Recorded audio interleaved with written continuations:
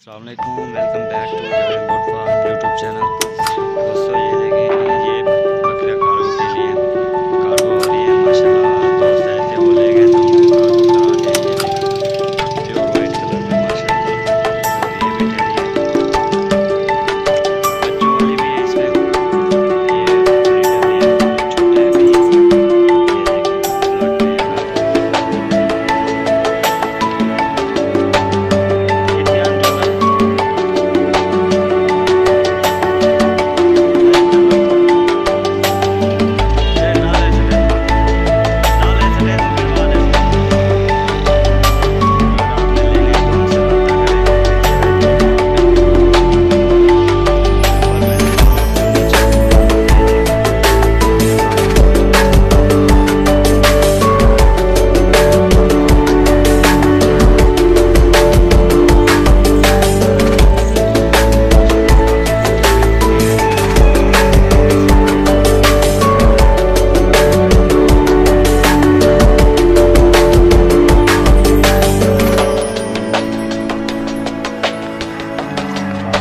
दूध वाली बकरियां मिल जाएंगी आपको।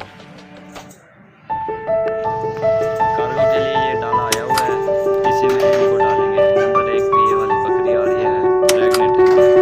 ये वाली देखिए प्योर राजस्थान, इसमें काफ़ी खूबसूरत लंबी पहुंच है। इस तरह की